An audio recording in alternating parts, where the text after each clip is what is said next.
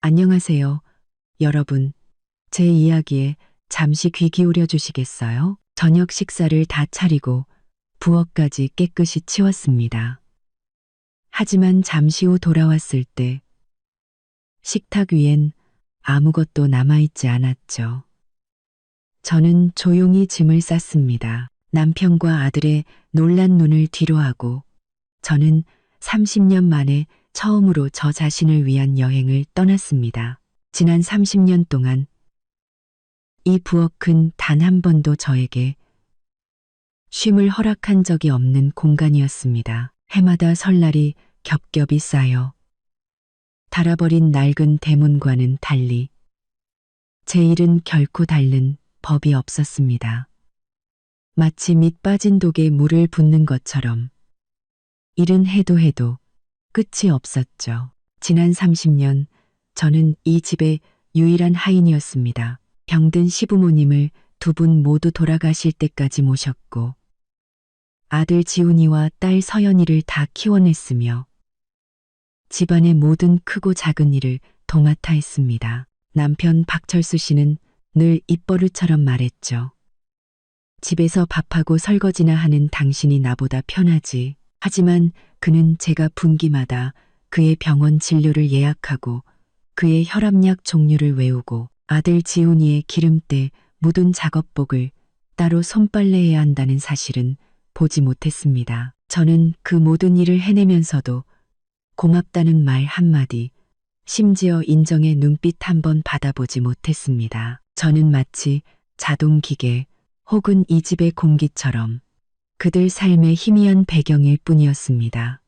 그러던 어느 날 오후, 작은 기쁨 하나가 저희 집에 찾아왔습니다. 멀리 미국에서 일하는 막내딸 서연이가 보내준 싱싱한 딸기 한 상자. 평생 제 돈 주고는 감히 사볼 엄두도 못 냈던 비싼 과일이었죠. 저는 마치 귀한 보석을 다루듯 딸기 하나하나를 조심스럽게 씻어 하얀 도자기 접시에 정성껏 담았습니다. 저는 그 접시를 식탁 위에 올려두었습니다. 젖병을 다 빤 어린 손주가 잠들고 나면 그 희귀한 새콤달콤함을 목구멍으로 넘기며 잠시나마 행복을 맛볼 계획이었죠. 저는 거실로 돌아와 아이의 등을 부드럽게 두드려 트림을 시켰습니다. 텔레비전 소리는 처마 끝에 부는 바람 소리마저 삼켜버릴 듯 시끄러웠습니다. 아들 지훈이와 남편은 소파에 나란히 앉아 각자 스마트폰만 들여다보고 있었습니다. 지훈이는 이어폰을 낀 채 게임 팀원들에게 나지기 욕을 읊조리고 있었고 남편은 한 손에 담배를 든 채 다른 손가락으로 화면을 넘기며 인터넷 유머 영상에 껄껄거리고 있었죠. 나가서 딸기 좀 먹을게요. 저는 그들의 소중한 순간을 깰까봐 조심스럽게 말했습니다. 부엌으로 들어서는 순간 심장이 쿵 내려앉았습니다. 하얀 도자기 접시는 그대로였지만 딸기는 단 한 알도 남아있지 않았습니다. 접시 위에는 푸른 딸기 꼭지 5개만이 뒹굴고 있었죠. 달콤한 딸기 향은 사라지고 거실에서 넘어온 역한 담배 냄새가 그 자리를 채웠습니다. 저는 두 손을 늘어뜨린 채 그 자리에 얼어붙었습니다. 저는 단 한 알도 맛보지 못했는데 이 박탈감은 말로 설명하기 어려웠습니다. 과일이 아까운 게 아니었습니다. 과일이 아까운 게 아니었습니다. 텅 빈 공허함. 그리고 깊은 실망감이었습니다. 30년을 일하고 30년을 양보하고 30년을 기다렸는데 고작이 작은 딸기 한 알조차 제 몫은 없었습니다. 딸기 누가 다 먹었어요? 제 목소리가 가늘게 떨렸습니다. 거실의 두 남자는 여전히 스마트폰에 코를 밟고 있었죠. 여보, 저는 평정심을 유지하려 애쓰며 다시 물었습니다. 남편은 귀찮다는 듯 고개를 돌려 희뿌연 담배 연기를 내뿜으며 퉁명스럽게 대꾸했습니다. 누가 먹었는지 내가 어떻게 알아? 먹고 싶으면 먹는 거지 뭘 그런 걸 물어? 애들처럼 몫을 나눠줘야 돼? 가서 손주나 봐. 시끄러워 죽겠네. 지훈이는 고개도 들지 않고 마른 한마디를 툭 던졌습니다. 애기가 먹었겠죠. 아니, 아기는 아직 젖병을 빨고 있는데 범인은 바로 이 두성인 남자, 평생 자기 손으로 밥 한 번 차려 먹어본 적 없는 이들이었습니다. 그들은 집안의 다른 한 여자가 자신의 작은 선물을 맛보기도 전에 전부 먹어치웠다는 사실에 조금의 관심도 없었습니다. 저는 텅 빈 접시와 무심한 두 남자를 번갈아 보았습니다. 마침내 마지막 한 방울의 물이 잔을 넘치게 한 순간이었습니다. 거대한 양동이가 아니었습니다. 그저 아주 작은 딸기 한 방울이었죠. 하지만 그 한 방울이 제 30년 인내의 잔을 산산조각 냈습니다. 저는 부엌 문가에 계속 서 있었습니다. 온몸이 굳어버린 것 같았죠. 처음에 분노는 가라앉고 그 자리엔 서늘하고 깊은 슬픔이 찾아왔습니다. 저는 딸기 꼭지가 담긴 접시를 보며 문득 깨달았습니다. 제 인생에서 단 한 번도 무언가를 온전히 누려본 적이 없다는 것을. 젊었을 때는 친정을 돕느라 돈을 벌어야 했고 밥상에서도 동생들에게 양보해야 했습니다. 남편과 결혼한 후에는 팍팍한 살림에 늘 가장 싸고 양 많은 음식만 골라야 했죠. 딸기? 그건 잊고 살아야 하는 사치스러운 이름일 뿐이었습니다. 이제 딸이 성공해서 엄마를 위해 사주었건만 가장 어이없는 방식으로 빼앗겨 버린 겁니다. 저는 거실로 들어가 남편과 지훈이의 시야를 가로막고 섰습니다. 그 딸기 서연이가 나 먹으라고 사준 거예요. 어떻게 한마디 말도 없이 다 먹을 수 있어요? 제 목소리는 크지 않았지만 시끄러운 게임 소리를 가르기엔 충분히 날카로웠습니다. 남편은 미간을 찌푸리며 마치 귀찮게 구는 아이를 보듯 저를 쳐다봤습니다. 아, 진짜. 고작 딸기 가지고 왜 그렇게 유난이야. 가족끼리 같이 먹으면 좋은 거지. 내가 당신 남편이고 쟤는 당신 아들이잖아. 가족끼리 같이 먹으면 좋은 거지. 우리가 가족인데 뭐 하나 먹을 때마다 허락이라도 받아야 돼? 저는 일을 크게 만들고 싶지 않았습니다. 그저 미안하다는 말, 한마디, 혹은 최소한의 합리적인 설명이라도 듣고 싶었을 뿐입니다. 허락은 필요 없어요. 하지만 이건 제 것이었고 제가 먹으려고 남겨둔 거였잖아요. 한 조각도 안 남기고 다 먹어버리고 꼭지조차 치우지 않은 채 텅 빈 접시만 남겨두는 게 이게 상식적으로 맞는 행동이에요?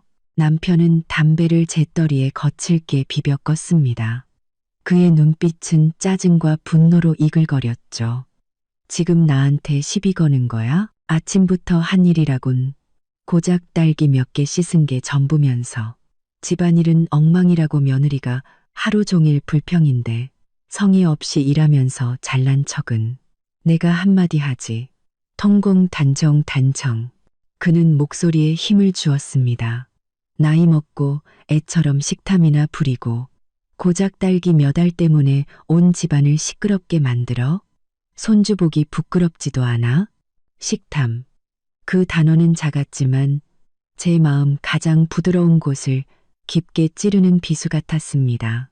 저는 평생을 그들을 위해 봉사하고 보살피고 그들이 가장 편안하고 풍족한 삶을 살도록 했습니다. 맛있는 음식, 예쁜 옷, 편안한 잠자리까지 모든 것을 그들을 위해 희생했습니다. 그리고 이제 제가 아주 작은 달콤함 하나를 원했을 때 저는 식탐 많고 철없는 늙은이로 매도당했습니다.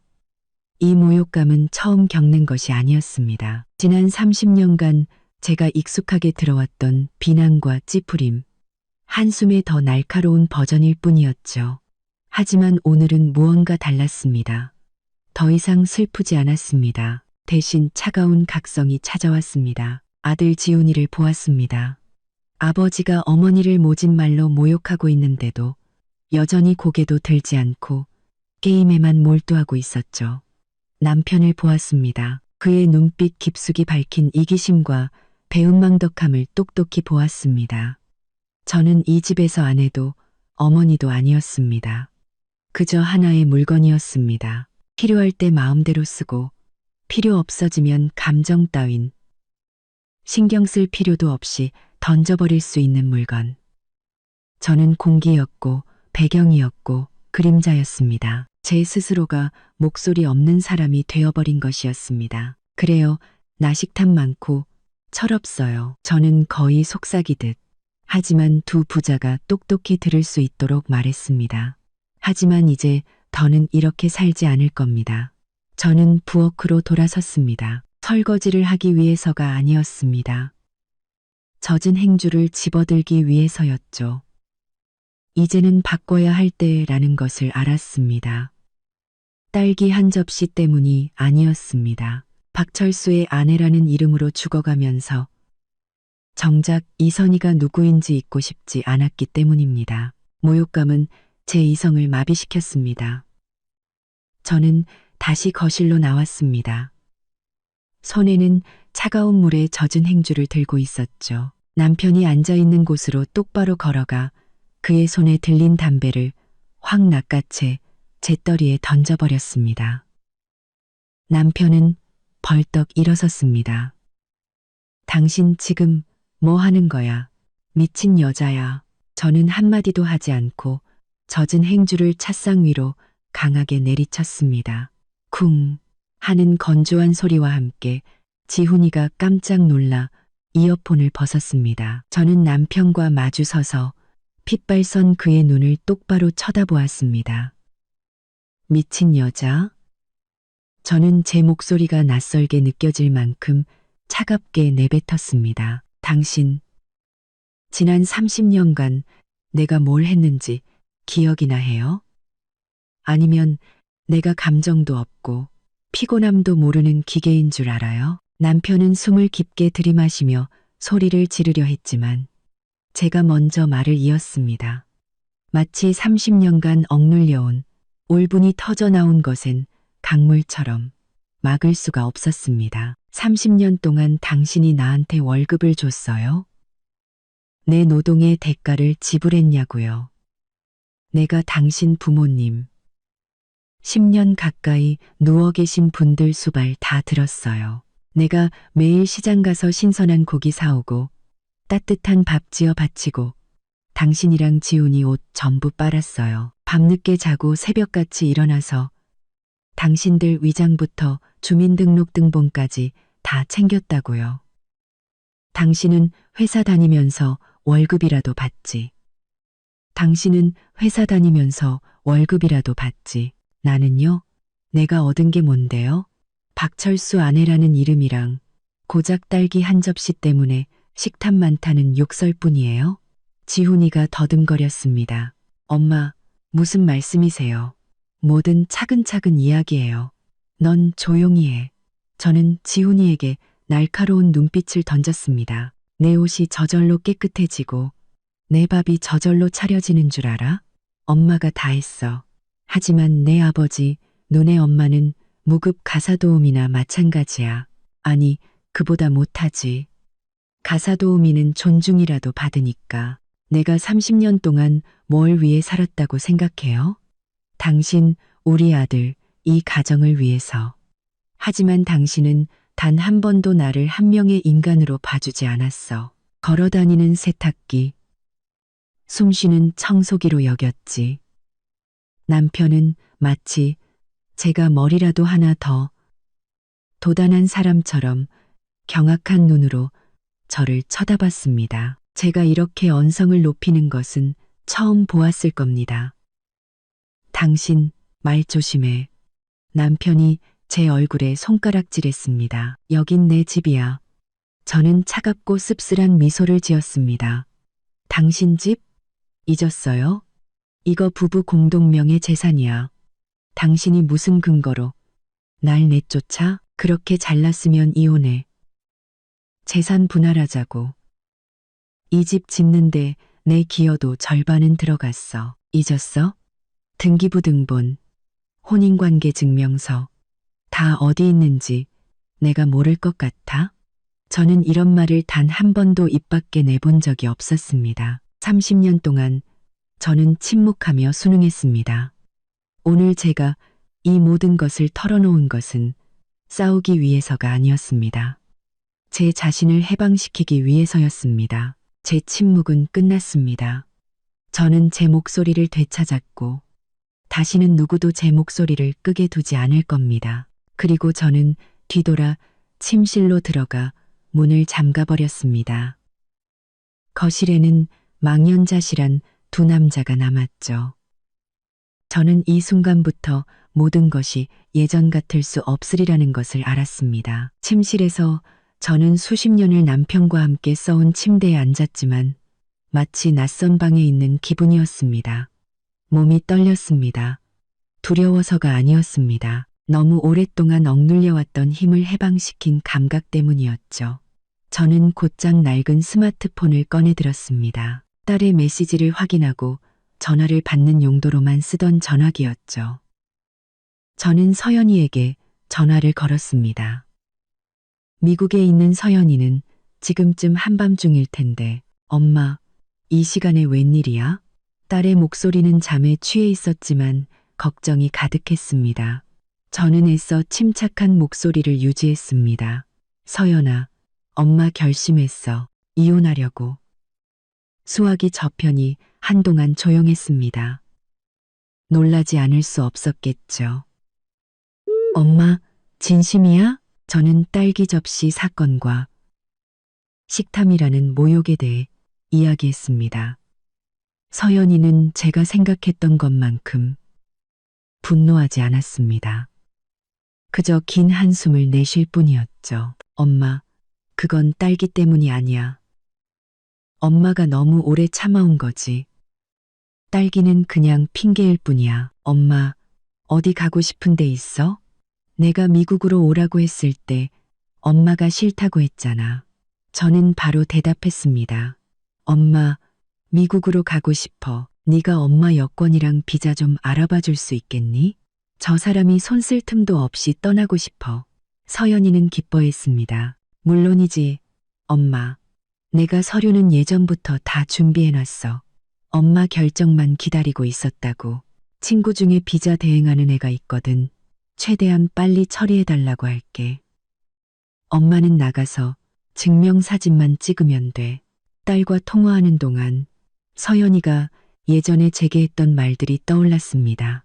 서연이는 현대적이고 강한 여성이었죠. 늘 전화로 제게 말했습니다. 엄마, 여자는 강해야 해. 자기 일도 있고 자기 돈도 있어야지. 남자의 배경이 되기 위해 사는 게 아니라고. 예전에는 그저 젊은 세대의 이야기라고만 생각했습니다. 하지만 오늘 그 말들이 저를 구원했습니다. 전화를 끊고 저는 행동을 개시했습니다. 남편과 공동 명의로 된 예금 통장을 몰래 찾아 어디에 있는지 확인했습니다.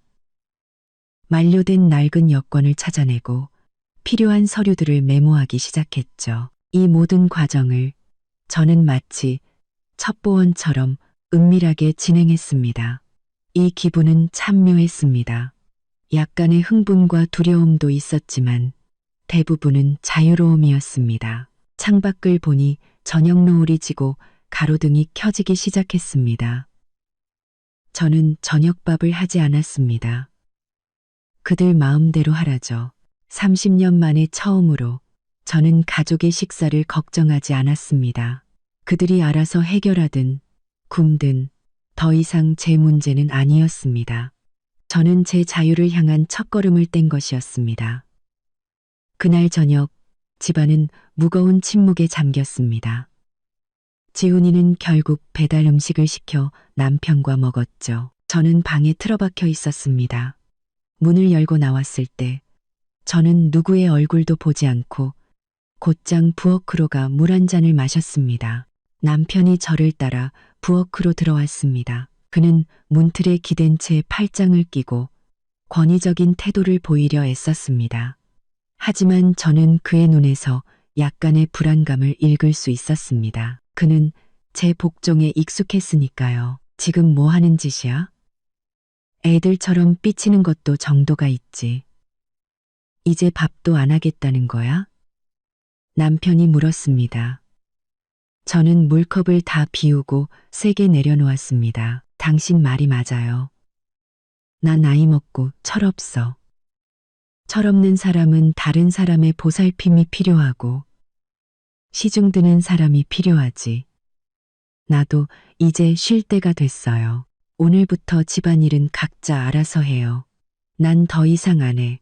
남편은 얼굴이 붉어질 정도로 화를 냈습니다. 적당히 좀 해. 당신은 아내고 엄마야. 그게 당신 책임이라고. 내가 밖에서 돈 벌어와서 당신이랑 이 집안 다 먹여 살리잖아. 날 먹여 살린다고? 저는 비웃었습니다. 잊었어요? 내 국민연금만으로도 충분히 먹고 살아. 그동안 내가 그걸로 반찬값 더하고 손주 장난감 사준 것뿐이야. 게다가 우리 결혼 초기에 나도 일했어. 내 월급도 이 집 사는데 보탰다고. 당신이 날 먹여 살린 거야. 아니면 우리가 같이 이 집을 일군 거야. 근다가 근복도 이 집 불이 구리서에 쉬. 근복, 강복, 근독, 그리쉬. 게다가 우리 결혼 초기에 나도 이랬어. 남편은 반박할 말을 찾지 못하자 바로 위협적인 태도로 돌아섰습니다. 좋아. 그렇게 억울하고 이 집에 있기 싫으면 그냥 나가. 꼴 보기 싫으면 이 집에 있지 말라고. 자신 있으면 이혼해.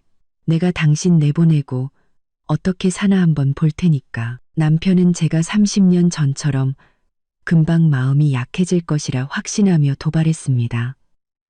저는 이 도발에 이미 준비가 되어 있었습니다. 서연이가 가르쳐준 자신을 지키는 날카로운 무기를 기억해냈죠. 이혼, 그거 좋지. 저는 단호하게 말했습니다. 하지만 여기가 당신 집이라며 날 내쫓는 건 틀렸어. 기억 안 나? 이거 부부 공동 재산이야. 당신이 무슨 근거로 날 내쫓아. 이혼하면 난 절반을 받을 권리가 있어. 이 집을 반으로 나누는 건 어때? 아니면 집을 팔아서 돈을 나누고 난 그 돈으로 다른 곳에서 편하게 살면 되겠네? 남편의 얼굴이 하얗게 질렸습니다. 제가 이런 말을 할 수 있으리라고는 전혀 생각지 못했던 겁니다. 그는 제가 순종적이고 재산 분할이나 이혼을 감히 요구하지 못할 전통적인 여자라고 늘 믿어왔습니다. 당신 미쳤어? 누구한테 이상한 소리를 들은 거야? 쓸데없는 소리 듣지 마. 남편이 더듬거렸습니다. 아무도 날 부추기지 않았어요. 쌍대없는 소리 듣지 마. 내 스스로 생각한 거야. 제 목소리는 이미 평온과 확신을 되찾았습니다. 선택지는 두 가지야. 하나는 나를 존중하는 법을 배우고 집안일과 다른 사람을 돌보는 법을 배우는 것. 두 번째는 이혼하고 공동 재산을 나누는 것. 선택해. 저는 남편의 대답을 기다리지 않았습니다. 몸을 돌려 부엌을 빠져나왔습니다. 처음으로 이런 요구를 하면서 죄책감이 아닌 자부심을 느꼈습니다. 저는 제 자신의 가치를 말하는 법을 배운 것입니다. 이 순간부터 저는 더 이상 그림자가 아니었습니다. 저는 이선희이고 저 자신을 위해 살 권리가 있었습니다. 다음 날 아침 남편은 의도적으로 저를 피했습니다. 평소보다 일찍 일어나 혼자 커피를 타서 베란다에서 신문을 읽었죠. 제가 먼저 숙이고 들어와 아침은 뭘로 할 건지, 낚시하러 갈 옷을 다려줄 건지 묻기를 기다리고 있다는 것을 알았습니다. 하지만 저는 침대에 누워 30년 만에 처음으로 여유를 만끽했습니다. 아침 9시쯤 되자 남편은 더 이상 참지 못했습니다. 그는 제 방문을 두드렸습니다. 조급하고 짜증 섞인 노크 소리였죠. 선희 씨, 문 열어. 나 진지하게 할 얘기가 있어. 저는 천천히 문을 열었습니다. 남편은 방으로 들어와 문을 쾅 닫는 것을 잊지 않았습니다. 그는 방 한가운데 서서 뒷짐을 진 채 남편이자 가장으로서의 위엄을 지키려 애썼습니다. 내가 어젯밤 내내 생각해 봤는데 그는 목소리를 낮추려 애썼지만 여전히 선심 쓰는 듯한 말투로 시작했습니다. 내가 언성을 높인 건 인정해. 딸기 일은 내가 잘못했지만 당신도 너무 과민 반응할 필요는 없었어. 삐치는 것도 정도가 있지. 이혼하고 재산 나누자는 건 또 무슨 소리야? 당신이 얼마나 철없는 소리를 하는지 알아? 그는 여전히 이해하지 못했습니다. 제가 고작 말 몇 마디 때문에 화가 났다고 생각했죠. 당신은 아직도 내가 딸기 몇 알 때문에 화가 났다고 생각해요? 저는 그의 어리석은 눈을 똑바로 쳐다보며 되물었습니다. 남편은 어깨를 으쓱했습니다. 그럼 뭔데? 그거 말고 당신이 이혼을 입에 담을 만한 일이 또 뭐가 있어? 수십 년 산 부부가 그런 사소한 일로 재림 크게 만드는 게 말이 돼? 저는 한숨을 쉬었습니다. 피곤해서가 아니라 실망스러워서였습니다. 30년을 한 지붕 아래 살면서 그는 단 한 번도 저를 제대로 본 적이 없었습니다.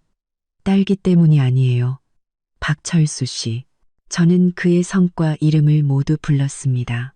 거의 해본 적 없는 일이었죠. 그 딸기는 제가 평생 단 한 번도 제 자신을 위해 살아본 적 없다는 증거예요.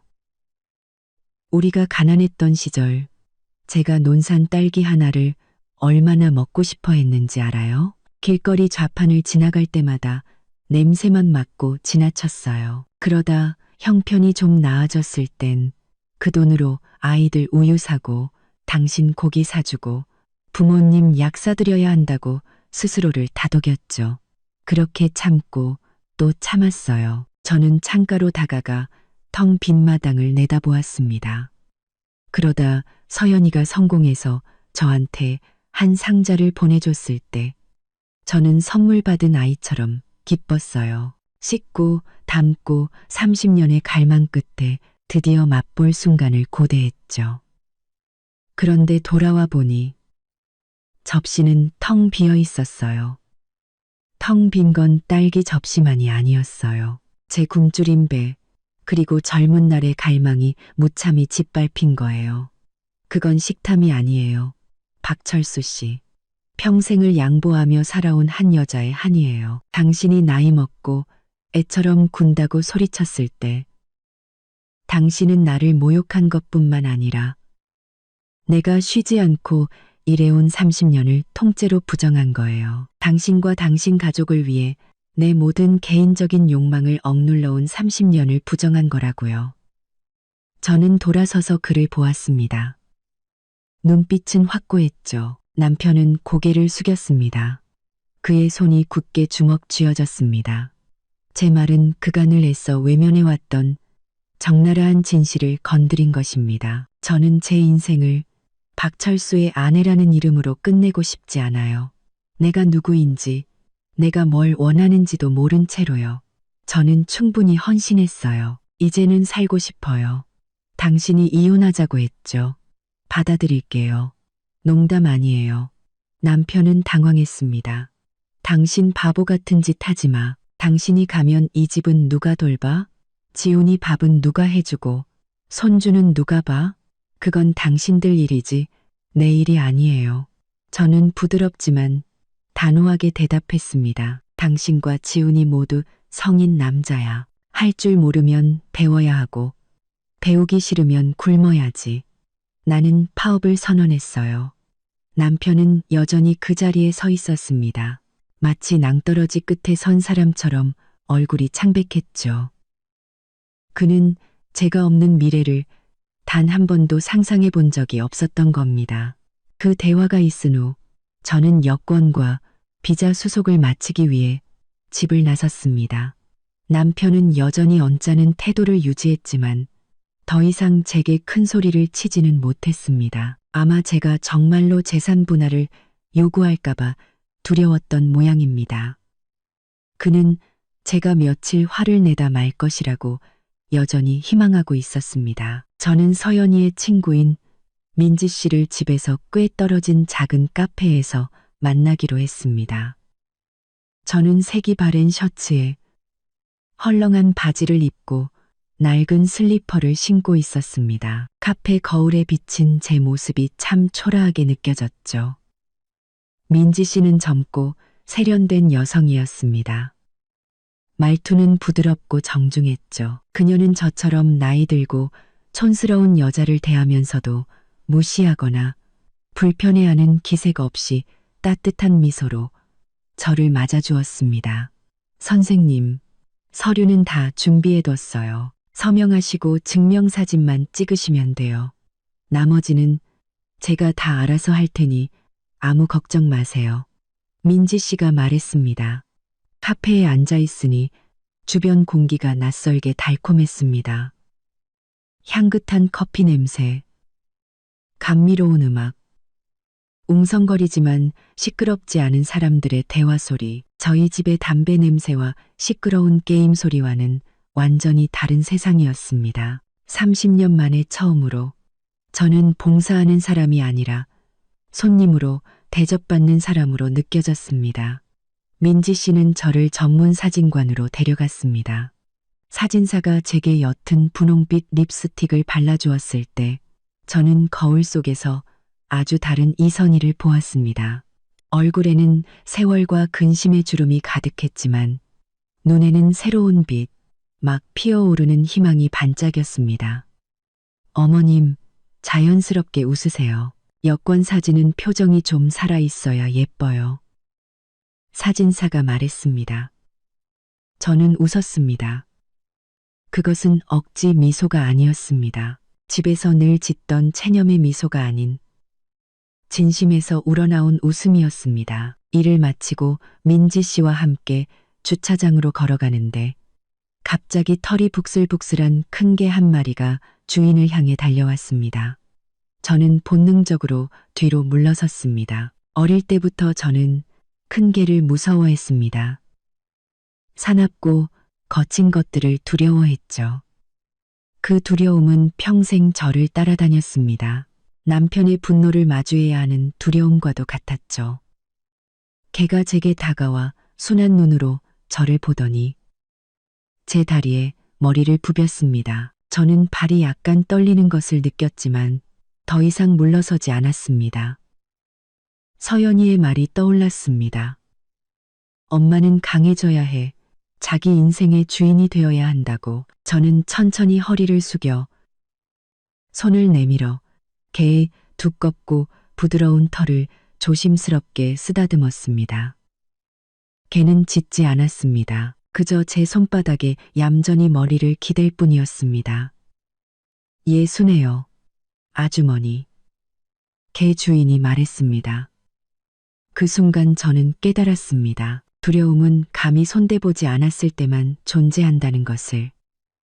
이혼을 결심하고 내 권리를 요구할 용기를 냈는데 고작 개 한 마리 쓰다듬지 못할 이유가 없었습니다. 저는 집으로 돌아가는 버스에 올라탔습니다. 마음속은 달콤하고 자유로운 감각으로 가득 찼습니다. 저는 제 새로운 여정의 첫걸음을 성공적으로 내디딘 것이었습니다. 늦은 오후에 집에 도착했습니다. 문을 열자마자 혼란스러운 광경이 눈에 들어왔습니다. 거실은 온통 뒤죽박죽이었죠. 어린 손주는 아기 침대에서 자지러지게 울고 있었고 며느리는 신경질적으로 침대를 흔들고 있었습니다. 며느리는 집 한가운데 서서 헝클어진 머리를 한 채 누군가와 화가 난 목소리로 통화하고 있었습니다. 당신 지금 어디야? 하루 종일 나 혼자 해보고 아버님은 낚시 가신다고 하고 이 집이 시장통이야? 내가 무급 가사도우미냐고. 며느리는 전화를 끊고 저를 보자마자 눈을 부릅떴습니다. 어머니, 하루 종일 어디 갔다 오세요? 전화도 안 받으시고 이 집 꼴 좀 보세요. 애기 기저귀도 점심때부터 못 갈았고 분유도 다 떨어졌어요. 아버님은 맨날 이거 해달라 저거 해달라 요구만 하시고 저 정말 못 참겠어요. 저는 침착하게 가방을 소파에 내려놓고 싸늘한 부엌과 싱크대의 산더미처럼 쌓인 설거지를 바라보았습니다. 어제부터 집안 누구도 손 하나 까딱하지 않은 것이 분명했습니다. 남편과 지훈이가 막 돌아왔습니다. 저를 보자마자 두 남자의 표정은 짜증에서 분노와 비난으로 바뀌었죠. 이제 들어와. 남편이 비꼬는 투로 말했습니다. 말도 없이 집 나가서 밥도 안 하고 청소도 안 하면 뭐 대단한 일이라도 되는 줄 알아? 지금 무슨 짓이야? 내 체면도 생각해야지. 지훈이가 거들었습니다. 엄마, 이건 너무 심하잖아요.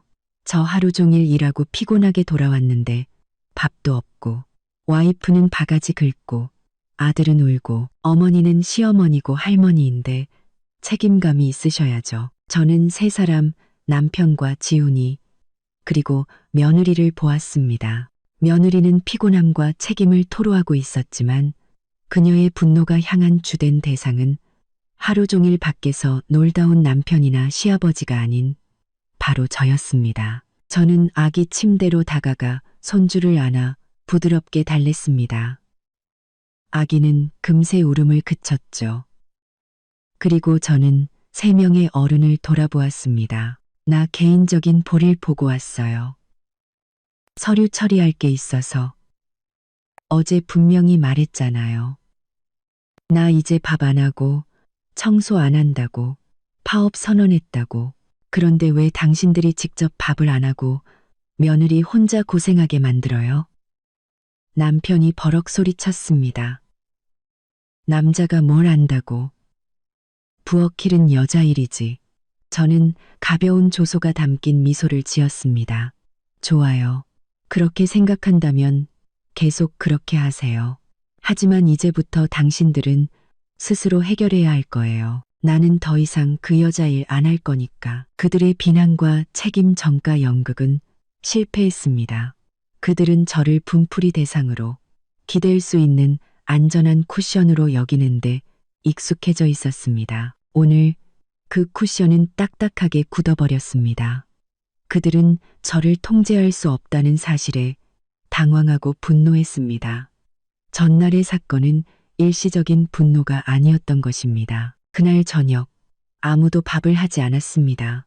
남편과 지훈이는 결국 외식을 해야 했죠. 며느리는 너무 지친 나머지 아이를 데리고 방으로 들어가 문을 닫아버렸습니다. 밤에 남편이 다시 저를 찾아왔습니다. 그는 이혼 이야기는 더 이상 꺼내지 않고 애원과 가벼운 위협을 섞는 전략으로 바꿨습니다. 선희 씨, 내 말 좀 들어. 다시 부엌으로 돌아와. 다시는 당신한테 식탐 많다고 안 할게. 딸기도 꼭 당신 목 남겨둘게. 이런 이상한 짓 그만해. 당신이 이러니까 온 집안이 난리잖아. 저는 텔레비전을 보며 채널을 돌리고 있었습니다. 남편은 쳐다보지도 않았죠. 내가 집안을 난장판으로 만들었다고요? 아니요. 당신과 지훈이가 이 집을 난장판으로 만든 거예요. 당신들은 나한테 의존해서 사는데 익숙해졌어. 나를 공짜 하인, 무급 가사도우미로 생각했지. 내가 내 서류 처리하러 나갔다고 성의가 없다고 했죠? 그럼 당신들은요? 지난 30년간 나한테 성의를 보인 적 있어요? 남편은 대답하지 못하고 화가 나서 거친 숨만 내쉬었습니다. 저는 그와 마주보며 단호하게 최후 통첩을 날렸습니다. 나는 파업을 선언했어요. 박철수 씨, 전면 파업. 오늘부터 나는 이 집에 이름 없는 모든 노동을 거부합니다. 밥 안 하고, 빨래 안 하고, 청소 안 하고, 손주도 안 봐요. 나한테는 내 연금이 있고, 내 건강이 있고, 내 인생이 있어요. 남편은 비웃었습니다. 당신이 얼마나 버틸 것 같아. 일주일만 밥 안 하면 당신도 배고플 거 아니야. 내 밥은 내가 알아서 해 먹거나 나가서 사 먹을 거예요. 내 식사는 내가 책임져요. 당신 식사는 당신이 책임지세요. 내 그릇은 내가 씻고 내 옷은 내가 빨아요. 각자 일은 각자 알아서. 당신이 뭐라고 했는지 기억나요? 성의 없이 일한다고 했죠? 그럼 이제 당신이랑 지훈이가 남자답게, 가장답게, 성의 있게 일하는 모습을 보여줘봐요. 당신들이 밥하고, 빨래하고, 청소해 보라고요. 저는 한 글자 한 글자 힘주어 말했습니다. 박철수 씨, 한 가지 알아야 할 게 있어요. 누구도 태어날 때부터 밥하고, 빨래하고, 애 볼 줄 아는 사람은 없어. 그건 기술이고, 노동이지. 여자의 타고난 책임이 아니라고요. 할 줄 모르면 배워야 하고, 배우기 싫으면 굶어야죠. 배우기 싫으면 가사 도우미를 고용하면 돼요. 당신과 지훈이 월급이면 전문 가사 도우미 고용할 수 있잖아. 한 달에 250만 원이면 충분할걸. 당신이 돈을 써보면 내가 30년간 무급으로 해온 노동의 가치를 깨닫게 될 거야. 온 가족이 충격에 빠졌습니다. 방에서 듣고 있던 지훈이가 뛰쳐나왔습니다. 엄마, 무슨 말씀이세요? 250만 원 주고 가사 도우미를요? 엄마 미쳤어요? 안 미쳤어. 저는 지훈이에게 대답했습니다. 너희가 청소하고 밥하는 게 쉽고 공짜로 할 수 있는 일이라고 생각하면 직접 해. 그게 너무 어렵고 시간이 아깝다고 생각하면 돈을 내고 다른 사람을 고용해. 엄마를 존중하는 법을 배우든가 아니면 대가를 치르든가. 둘 중 하나야. 제 선언은 집안의 공기를 얼어붙게 만들었습니다. 그들의 분노는 이제 공황 상태로 변했습니다.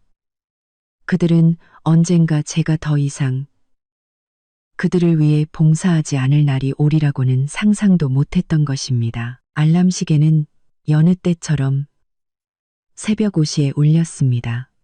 오랜 습관에 따라 저는 벌떡 일어나 아침 식사를 준비하고 세탁기에 빨래를 넣으려 했습니다. 하지만 저는 즉시 멈췄습니다. 나는 파업 중이다. 저는 알람을 끄고 이불을 끌어당겨 꿀 같은 늦잠을 잤습니다.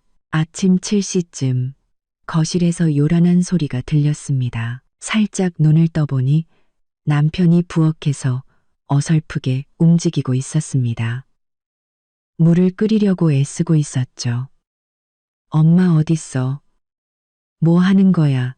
대체 회사 입고 갈 깨끗한 와이셔츠가 하나도 없잖아. 지훈이의 짜증 섞인 목소리가 울려 퍼졌습니다. 남편이 버럭 소리쳤습니다. 나한테 물으면 내가 아냐. 네가 직접 빨면 되잖아. 어젯밤에 내 엄마가 말했잖아.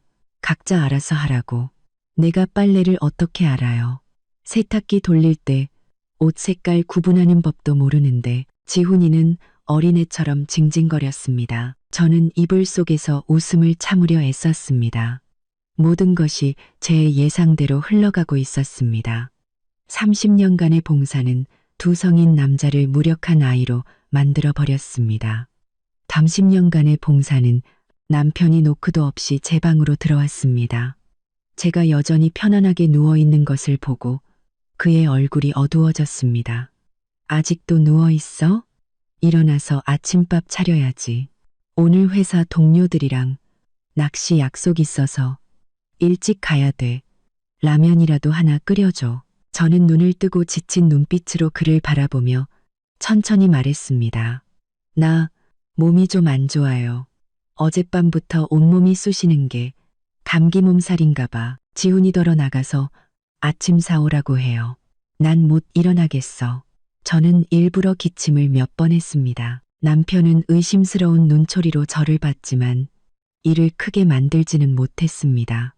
제가 정말 아프거나 또다시 이혼 이야기를 꺼낼까봐 두려웠던 거겠죠. 그는 제가 빨리 회복해서 다시 일을 시작하기를 바랐습니다. 당신 정말 안 좋은 거야? 남편이 마지못해 물었습니다. 네, 잘 모르겠어요. 며칠 푹 쉬어야 할 것 같아. 집안일은 당신이 좀 신경 써줘요. 저는 힘없는 목소리로 말했습니다. 남편은 화를 내며 돌아서서 무언가 욕설을 중얼거렸습니다. 알았어. 그럼 난 나가서 사 먹을게. 지훈아, 너도 나가서 뭐 좀 사 먹어. 남편이 소리쳤습니다. 두 부자는 언짢은 표정으로 옷을 걸치고 문을 쾅 닫고 나갔습니다. 오토바이 시동거는 소리가 들리고 이내 멀어졌습니다. 그때서야 저는 일어나 앉아 혼자 미소 지었습니다. 책임감에서 벗어나 쉴 수 있다는 이 느낌은 정말 최고였습니다. 더 이상 남편의 입맛에 맞는 음식을 고민할 필요도, 지훈이의 옷에 얼룩이 묻었는지 확인할 필요도 없었습니다.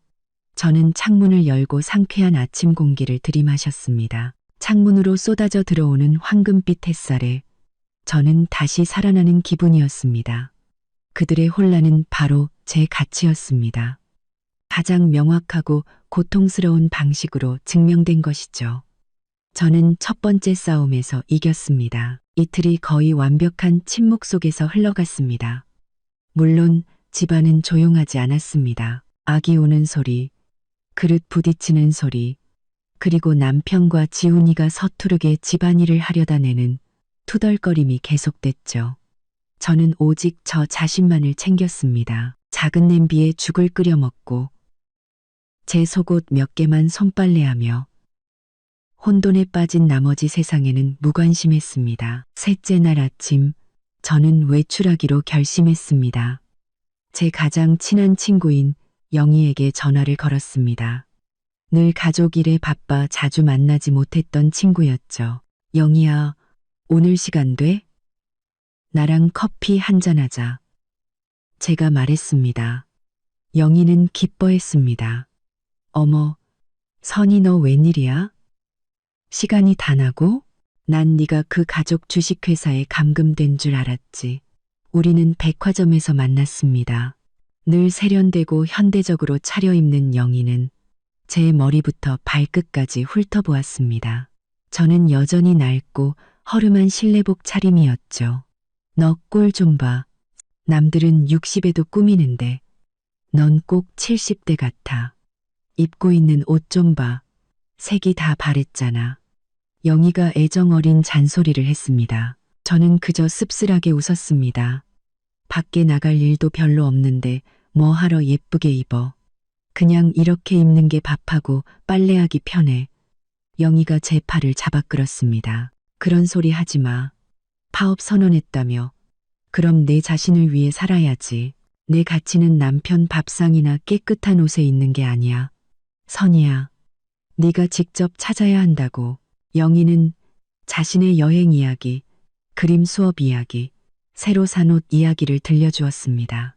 저는 그 모든 것이 낯설게만 느껴졌습니다. 지난 35년간 저는 제 자신을 끔찍할 정도로 방치해왔습니다. 속옷이나 잠옷이 아닌 새 옷을 마지막으로 산 게 언제였더라? 아마 딸 서연이가 고등학생 때였을 겁니다. 자, 가자. 오늘은 내가 기어코 내게 새 옷을 사줄 거야.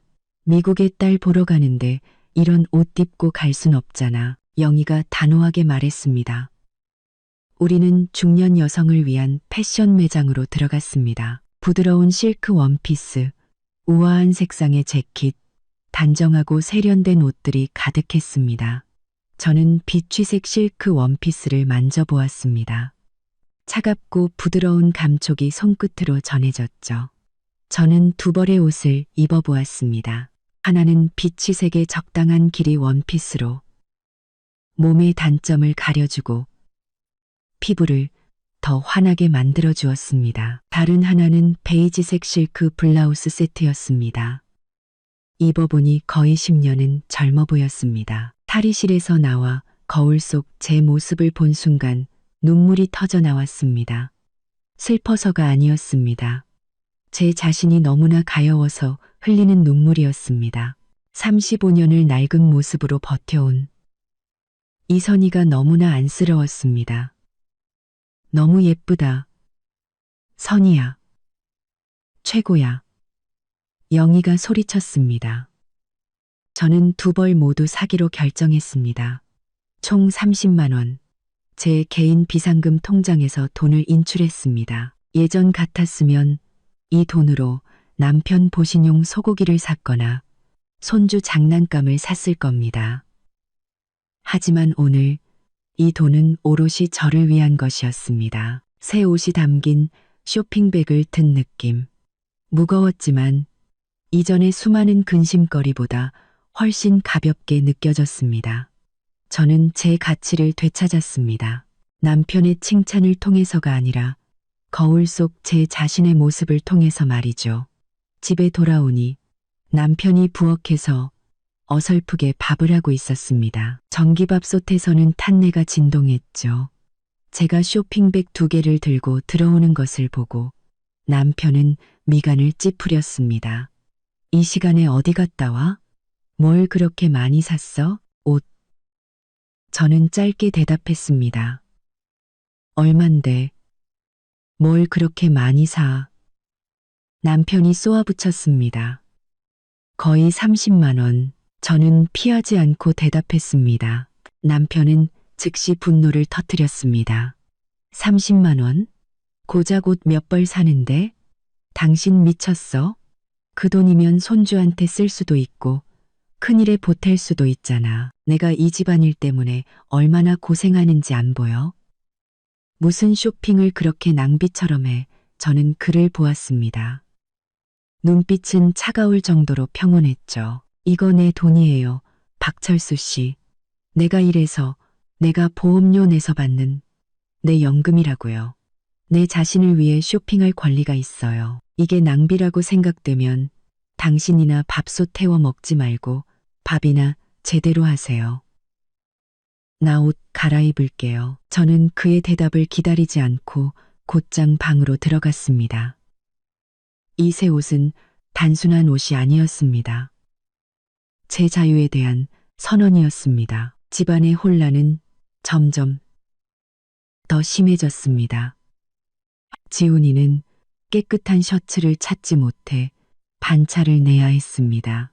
며느리는 항상 방문을 닫고 있었고 남편과 지훈이의 어떤 도움 요청도 거부했습니다. 그녀는 오직 자기 아이만 돌보며 두 남자가 집안일과 씨름하는 것을 내버려 두었죠. 남편은 위협과 비난 전략이 효과가 없자 회유책으로 전환하기로 결정했습니다.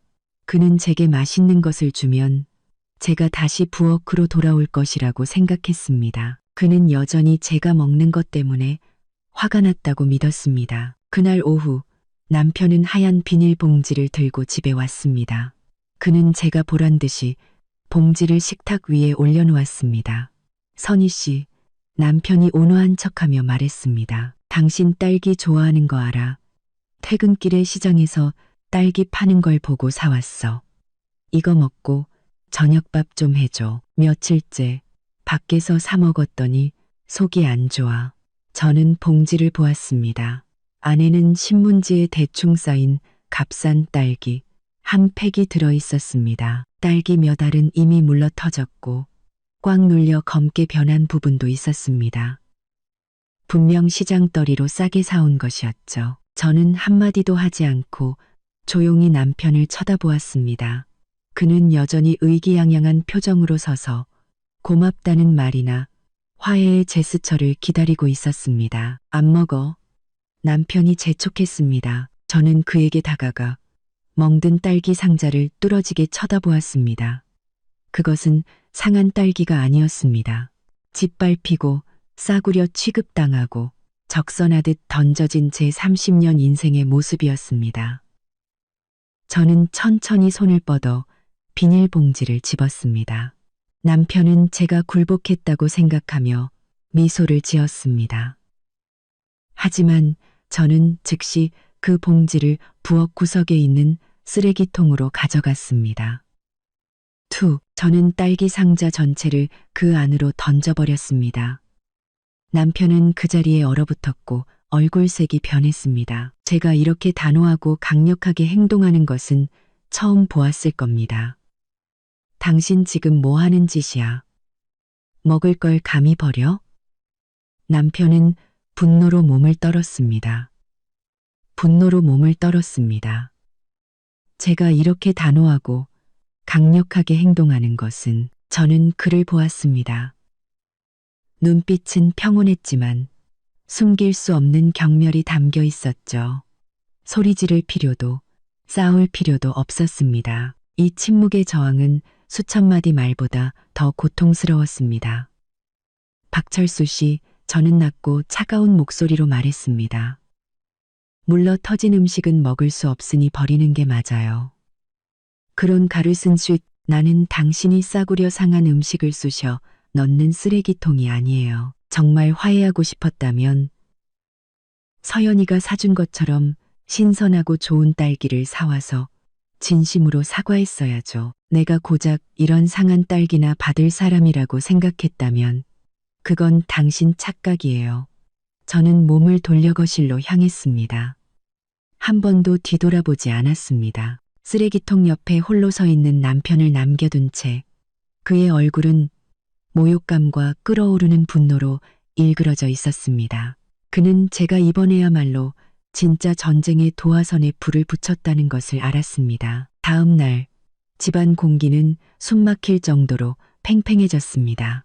남편과 지훈이는 제게 감히 말을 걸지 못했지만 여전히 제가 결국 항복할 것이라고 믿고 있었습니다. 그들은 제가 비자 승인만을 기다리고 있다는 사실을 몰랐죠. 그날 저녁 며느리가 그녀의 아버지, 즉 다리 관절이 안 좋으신 사돈어른 이 저녁 식사를 하러 오실 것이라고 알렸습니다. 어머니, 오늘 저희 아빠 식사하러 오시는데 어르신 드실 만하게 담백한 음식 몇 가지 해주실 수 있을까요? 며느리가 걱정스러운 목소리로 조심스럽게 물었습니다. 저는 며느리를 보았습니다. 얘야. 잊었니? 나 지금 파업 중이야. 분명히 말했잖아. 이제 요리는 내 시아버지와 내 남편 몫이라고. 지훈이나 아버님더러 알아서 하라고 해. 나는 내 밥만 해 먹을 거야. 며느리는 지훈이와 남편을 향해 도움을 청하는 눈빛을 보냈습니다. 결국 지훈이가 배달 음식을 시켜야 했죠. 저녁 식사는 어색하고 긴장감이 흘렀습니다. 식사가 끝난 후 휠체어를 탄 사돈어른이 지훈이의 부축을 받아 거실로 들어왔습니다. 남편과 지훈이는 며느리와 요양보호사 비용에 대해 이야기하기 시작했습니다. 어머니, 며느리가 저를 진지하게 바라보며 말문을 열었습니다. 사실 저희 아빠 요양병원에 모시는 비용이 너무 비싸서요. 한 달에 300만 원인데 저희 부부가 감당하기가 벅차네요.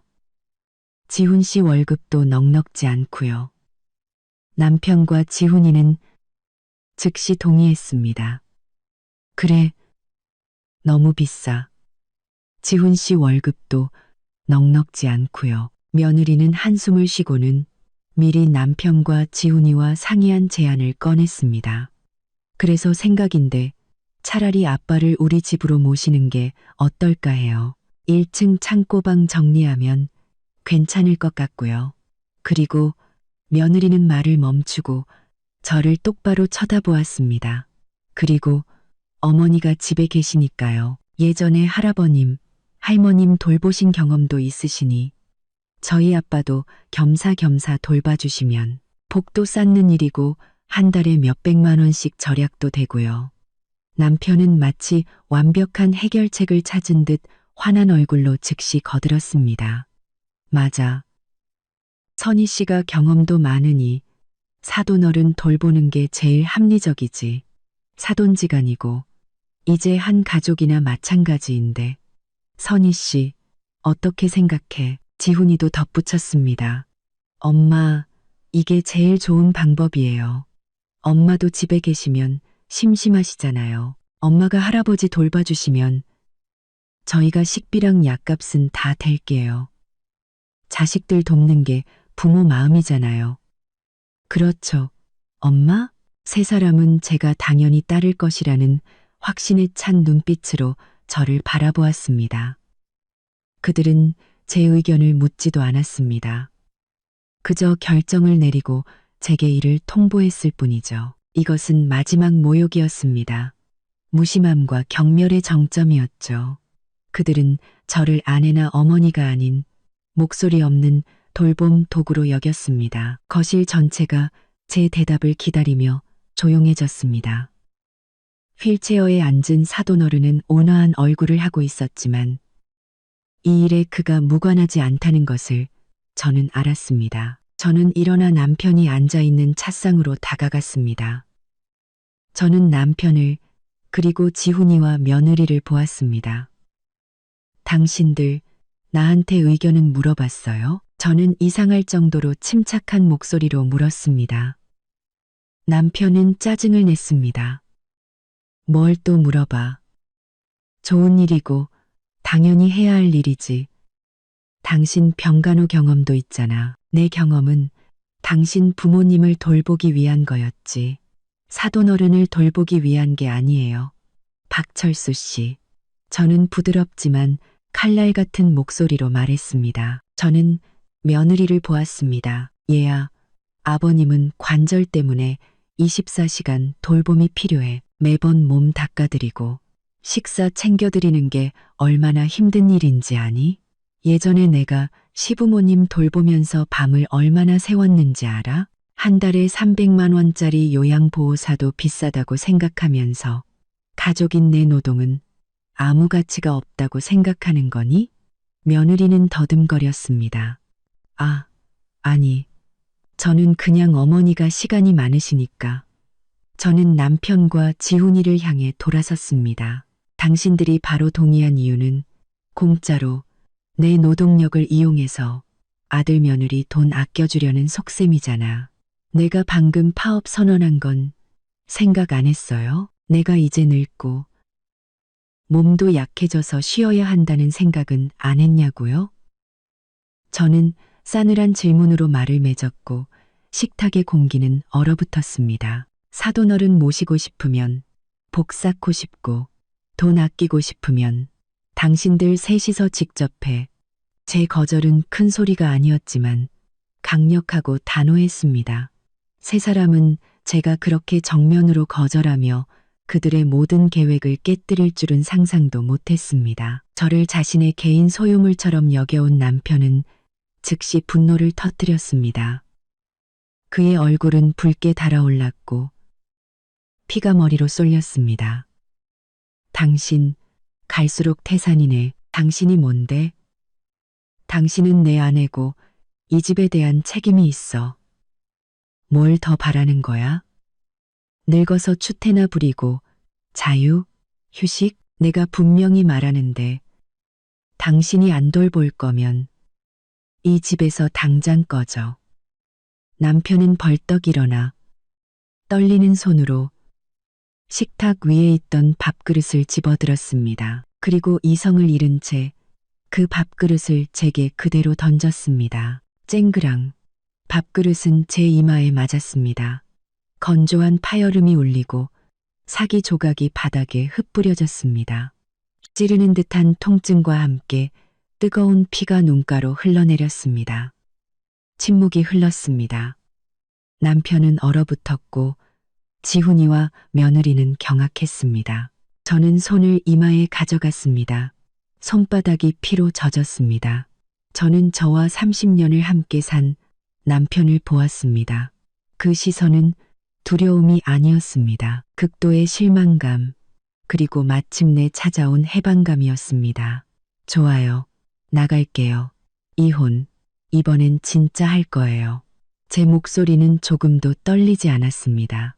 이마의 상처는 깊지 않았지만 이 결혼 생활에 종지부를 찍는 치명적인 상처였습니다. 저는 화장실로 들어가 젖은 수건으로 얼굴에 피를 닦았습니다.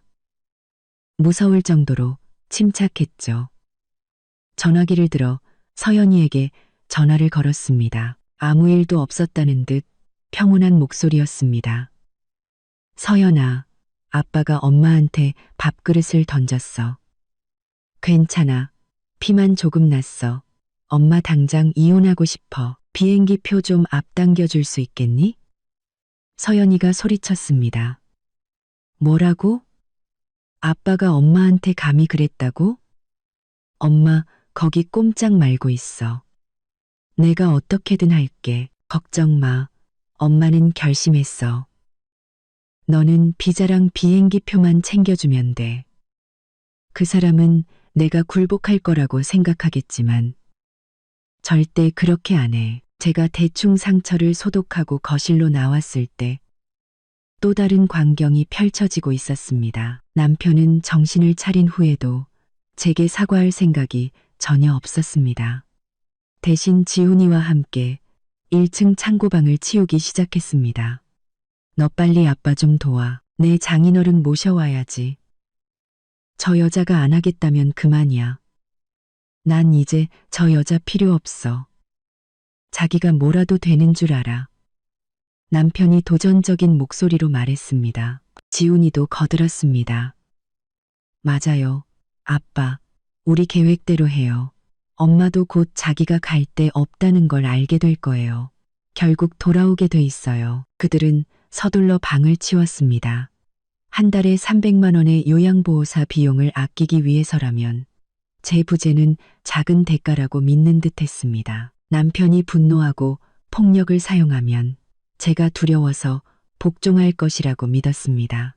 저는 조용히 소파에 앉아 침대 밑에서 낡은 여행 가방을 꺼냈습니다. 그리고 제 개인 짐을 챙기기 시작했습니다. 제 짐은 대부분 낡았고 책 몇 권과 새로 산 옷 외에는 값나가는 것이 없었습니다. 그때 제 전화기가 울렸습니다. 서연이의 메시지였습니다. 엄마, 비자 승인됐어. 다행히 민지 이모가 급하게 처리해줬어. 비행기 표도 예매했어. 모레 아침 11시 비행기야. 내가 공항에 마중 나갈게. 신분증이랑 서류 꼭 다 챙겨. 엄마가 이긴 거야. 저는 메시지를 읽으며 눈물을 흘렸습니다. 슬퍼서가 아니었습니다. 해방의 눈물이었습니다. 모레 아침 모든 준비가 끝났습니다.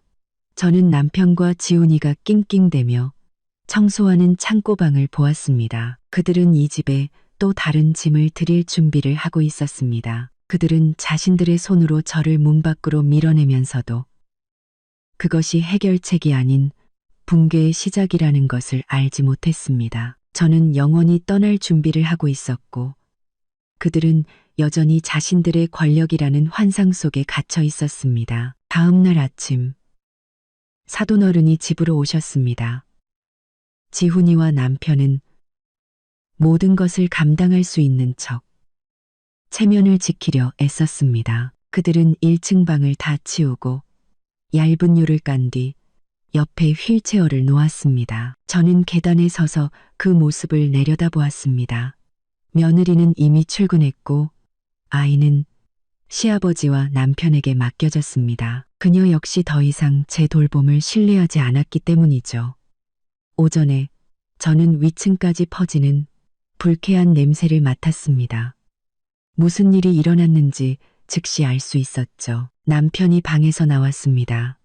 얼굴은 창백했고 땀으로 흥건했죠. 그는 소파에서 게임을 하던 지훈이를 손짓해 불렀습니다. 지훈아, 이리 좀 와봐. 내 장인어른이 기저귀에 실수하셨어. 와서 나 좀 도와줘. 남편이 역겨움과 공황이 섞인 목소리로 속삭였습니다. 지훈이는 미간을 찌푸리며 전화기를 내려놓았습니다. 아, 아버지. 지금 중요한 퀘스트 중인데. 애기도 지금 울잖아요. 빨리 와. 냄새가 너무 심해. 너 어른 기저귀 갈 줄은 알아? 남편은 거의 소리를 질렀습니다. 두 부자는 15분 동안 방 안에서 쩔쩔맸습니다. 저는 남편의 지친 신음소리와 무거운 한숨 소리를 들었습니다. 30년 전 저는 이 일을 시부모님께 매일 2번씩 불평 한마디 없이 해냈습니다. 그때 남편은 그저 신문을 읽으며 지시만 내렸었죠. 남편이 다시 나왔을 때 그는 비틀거리며 부엌으로 들어가 헛구역질을 했습니다. 그는 계속해서 손과 얼굴을 씻었습니다. 그의 얼굴에는 기진맥진함과 혐오감이 가득했고 역한 냄새가 손에서 떠나지 않는 듯 했습니다. 남편은 제가 복도에 서서 평온한 눈으로 그를 보고 있는 것을 발견했습니다. 당신 봤어? 이게 얼마나 힘든 일인지 나 좀 도와줄 수 없어? 화장실 모셔갈 틈도 없이 그냥 실수하셨어. 그는 여전히 이해하지 못했습니다. 제가 이용당하는 것에 지쳤다는 사실을. 박철수 씨, 저는 차분한 목소리로 말했습니다. 말했잖아요. 나는 파업 중이라고. 당신과 지훈이가 요양보호사 비용 아끼려고 사돈어른을 모셔오기로 결정했잖아요. 그럼 당신들 둘이서 돌봐야죠. 그게 남자 일이고 가장의 일이에요. 나는 당신 부모님 돌아가실 때까지 다 모셨어요. 나도 이제 늙었다고요. 나도 쉬어야 해요. 당신도 할 수 있을 거예요.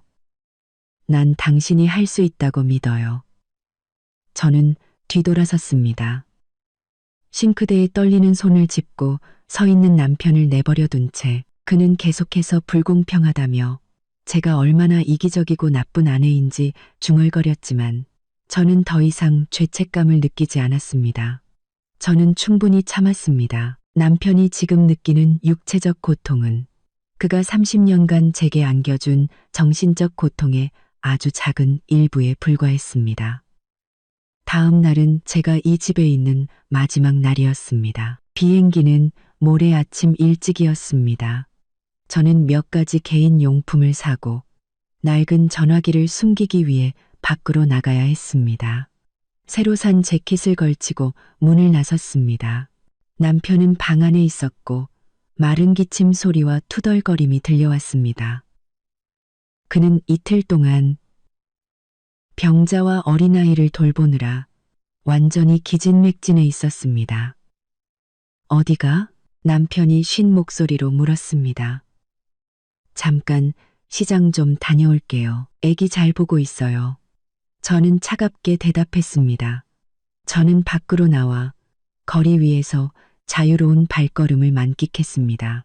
새로운 유심칩과 서연이 및 새로운 친구들과 연락할 용도의 값싼 전화기를 샀습니다. 비난 메시지와 무심한 전화로 가득 찼던 제 낡은 전화기는 수건에 소중히 싸서 버스 터미널 물품 보관함에 넣었습니다. 다시는 찾을 생각이 없었죠. 오후에 집으로 돌아왔을 때 예상치 못한 일이 저를 기다리고 있었습니다. 현관문 열쇠를 꽂았지만 열쇠가 들어가지 않았습니다. 다시 시도했지만 소용없었죠. 자세히 보니 자물쇠가 바뀌어 있었습니다.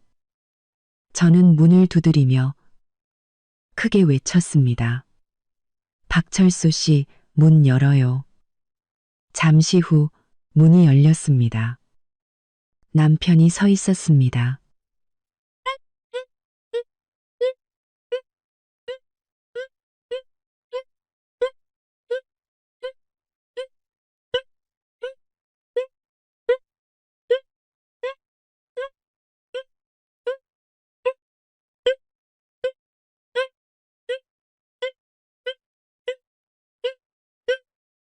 당신이 사돈어른 돌보기 싫다며 책임 다하기 싫다며 그럼 이 집에 있을 자격도 없어. 당장 꺼져. 남편은 이 행동이 저를 막다른 길로 몰아넣을 것이라고 믿으며 소리쳤습니다. 그는 제가 갈 곳이 없다고 생각했습니다. 저는 문을 그리고 남편을 보았습니다. 낡은 상처가 되살아났습니다. 30년 전 남편의 외도를 발견했을 때 저도 집을 나가 친정으로 갔었습니다. 저는 울면서 어머니와 형제들에게 도움을 청했죠. 하지만 어머니는 이렇게 말했습니다. 얘야, 남자가 다 그렇지 뭐. 내 남편은 지위도 있고 돈도 잘 벌잖아. 애도 있는데 그냥 돌아가. 집안 망신시키지 말고. 형제들도 저를 설득하며 가정을 지키기 위해 참고 돌아가라고 했습니다. 결국 저는 돌아올 수밖에 없었습니다. 그리고 지금 역사는 반복되고 있었습니다. 남편은 제가 여전히 30년 전에 약한 이선이라고 생각했습니다. 집에서 쫓겨나면 울면서 돌아오게 해달라고 애원할 것이라고 믿었습니다. 갖고 하지만 저는 울지 않았습니다. 떨지도 않았죠. 저는 남편을, 그의 경멸, 어린 눈을 똑바로 쳐다보았습니다. 당신, 자물쇠를 바꾸면 내가 무릎 꿇고 빌기라도 할 줄 알았어요. 박철수 씨? 제 목소리에는 두려움이 없었습니다. 난 옛날의 내가 아니에요. 나한테는 날 지지해주는 딸이 있고, 내 돈이 있고, 내 손에는 비자가 있어요. 당신이 날 문 밖에 가두면 내가 갇힐 거라고 생각해요? 아니. 당신이 날 해방시켜 준 거야. 저는 한 걸음 물러나 잠긴 문을 등졌습니다. 저는 정말로 탈출한 것입니다. 더 이상 논쟁하지 않았습니다. 지금은 어떤 말도 무의미하다는 것을 알았죠. 저는 근처의 작은 모텔로가 고향에서의 마지막 밤을 보낼 간단한 방을 잡았습니다.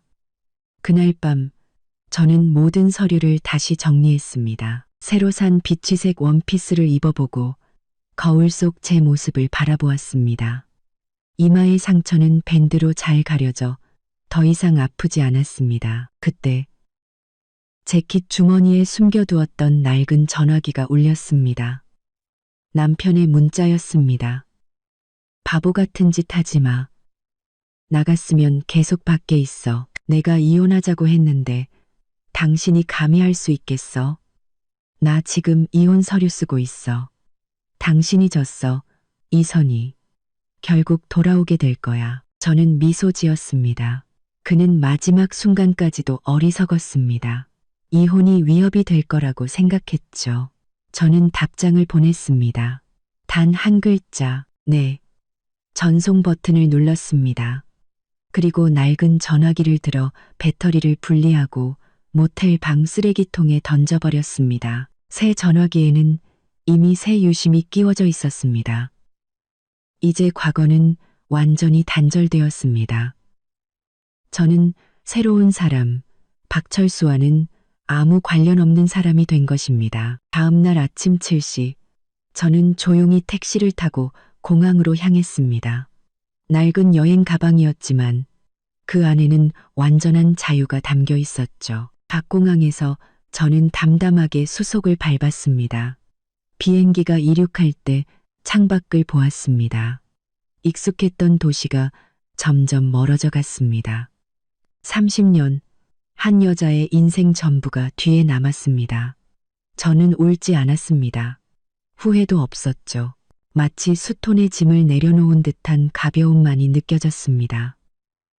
저는 새 전화기를 꺼내 서연이에게 메시지를 보냈습니다. 엄마 비행기 탔어. 사랑하는 딸, 엄마는 떠났고 이제 새로운 인생을 시작할 거야. 비행기는 하얀 구름을 뚫고 눈부신 햇살이 비치는 수평선을 향해 날아갔습니다. 저는 무심함과 인내라는 진흙탕에서 날아오르는 기분이었습니다. 저는 더 이상 박철수의 아내가 아니었습니다. 저는 이선이었습니다. 시간은 빠르게 흘렀습니다. 제가 떠난 지 3일 후 남편의 집은 통제 불능 상태가 되었습니다. 제가 없자 집안은 쉰 음식 냄새, 담배 냄새, 그리고 사돈어른의 방에서 나는 악취로 가득 찼습니다. 부엌은 늘 싸늘했고 남편과 지훈이가 끓이다 태워 먹은 라면, 봉지와 누룽지만 가득했죠. 지훈이는 출근해야 했습니다. 매일 아침 깨끗한 옷을 찾느라 전쟁을 치렀고 끊임없이 우는 아이 때문에 투덜거렸습니다. 며느리는 출근은 했지만 그녀 역시 남편과 시아버지가 만들어낸 혼돈을 감당할 인내심이 바닥났습니다. 친정아버지와 아이를 돌보고 일까지 하느라 짜증이 늘어갔죠. 남편은 일을 하면서 밥도 해먹고 무엇보다 사돈어른을 돌봐야 했습니다. 기저귀를 갈고 몸을 닦는 일에 남편은 경험도 인내심도 없었습니다. 그는 모든 것을 서투르고 거칠게 처리했고 그 때문에 사돈어른은 계속해서 아프다고 소리쳤습니다. 제가 떠난 지 일주일 후 남편은 완전히 녹초가 되었습니다. 사돈어른을 돌보느라 잠도 제대로 자지 못했죠. 그의 얼굴은 수척해졌고 수염은 덥수룩했습니다. 한 번은 사돈의 기저귀를 갈다가 다리에 쥐가나 바닥에 넘어지면서 머리를 장식장 모서리에 부딪혔습니다. 그때서야 그는 현재 상황의 끔찍함을 깨달았습니다. 예전에 제가 혼자서 불평 한마디 없이 해냈던 그 모든 일을 그는 도저히 혼자 감당할 수 없었습니다. 제 가치는 마침내 그들의 빠른 붕괴로 증명되었습니다. 병원에서 응급처치를 받은 후 남편은 지훈이에게 전화를 걸었습니다. 지훈아, 가사도우미 구해. 한 달에 250만 원이라도 괜찮으니까 빨리 좀 알아봐. 아빠는 더 이상 못 버티겠다.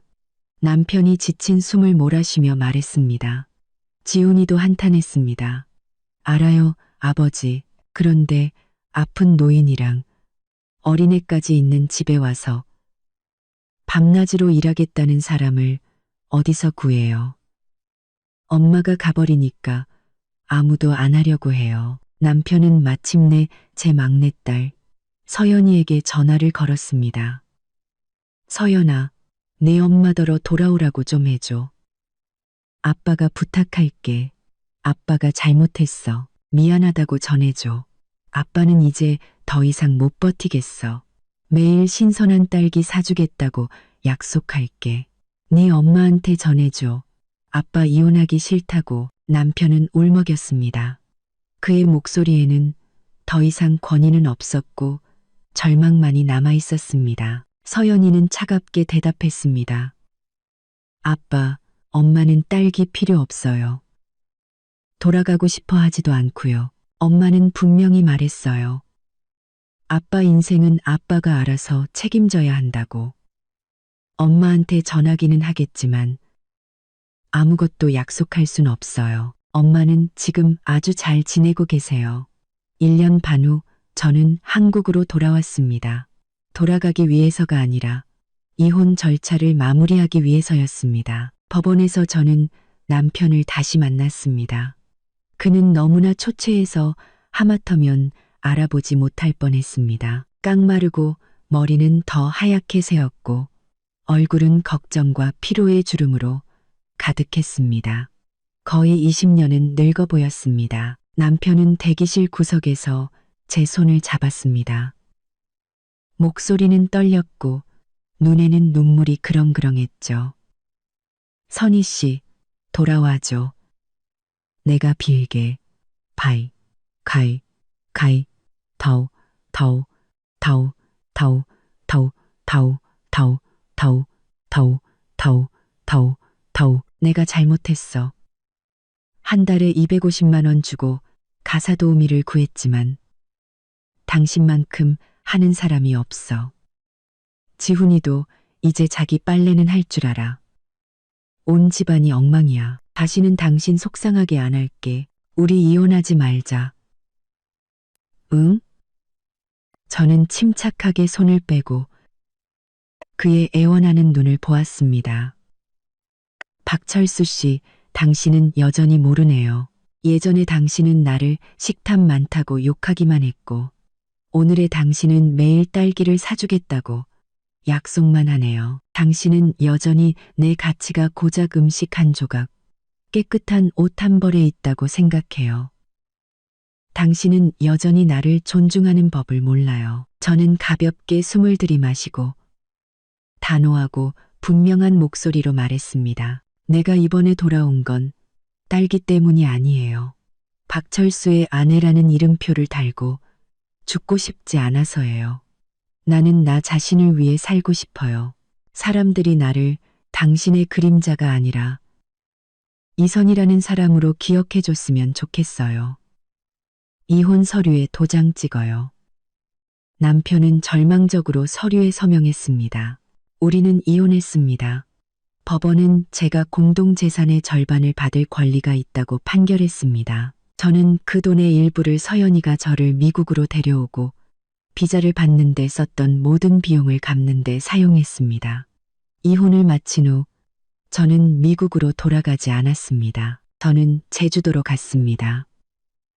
작고 예쁜 하얀색 집을 사서 넓은 정원을 가꾸었습니다. 남은 돈으로는 작은 펜션을 열었죠. 제 펜션은 곧 유명해졌습니다.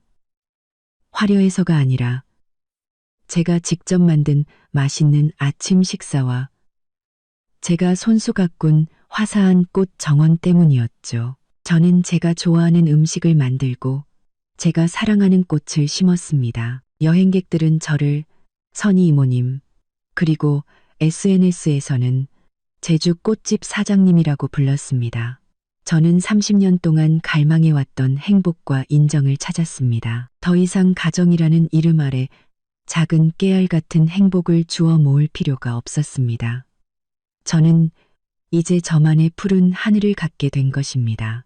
아들 지훈이는 결국 한 달에 250만 원을 주고 육아 도우미를 고용해야 했습니다. 그는 마침내 제 가치를 깨달았지만 너무 늦어버렸죠.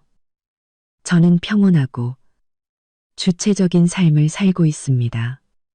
매일매일이 작고 달콤한 기쁨으로 가득합니다. 마치 제가 이제 누구의 눈치도 보지 않고 마음껏 먹을 수 있는 싱싱한 딸기처럼 말이죠. 제 이야기 끝까지 들어주셔서 진심으로 감사합니다.